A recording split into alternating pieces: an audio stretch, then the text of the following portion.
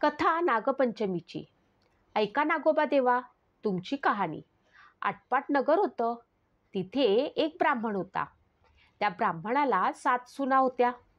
चातुर्मासात श्रावण मास आला होता. नागपंचमीचा दिवस होता.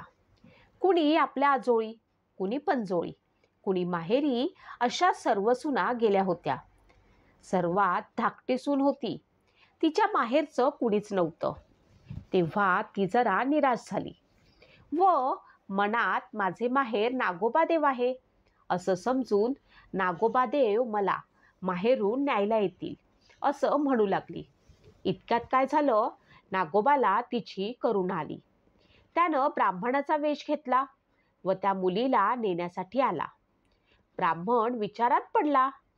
हा इतके दिवस कुठं लपून राहिला व आत्ताच कुठून आला? पुढं त्यानं मुलीला विचारलं. तिनेही हाच माझा मामा असं सांगितलं. ब्राह्मणानं तिची रवानगी केली. त्या वेशधारी मामानं तिला वारुळात नेलं. खरी हकीकत तिला सांगितली आणि फणीवरती बसवून आपल्या बायका मुलांना ताकीद दिली की हिला कोणी चावू नका. एके दिवशी नागाची नागिन बाळंत होऊ लागली.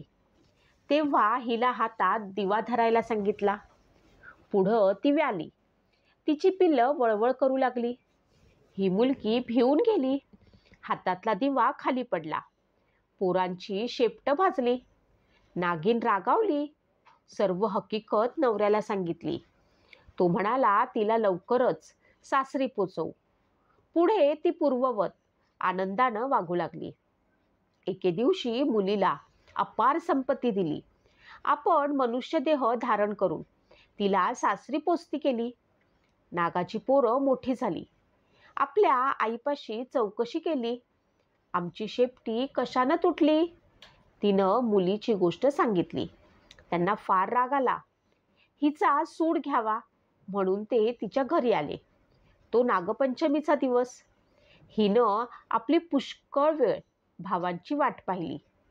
ते येत नाहीत म्हणून पाटावर व भिंतीवर नागांची चित्र काढली. त्यांची पूजा केली. जवळ नागाने लाह्या, दूध वगैरे ठेवलं. उकडीचा नैवेद्य दाखवला. हा सर्व प्रकार नागांची पिल्लं पाहत आहेत. सरते शेवटी तिनं देवाची प्रार्थना केली.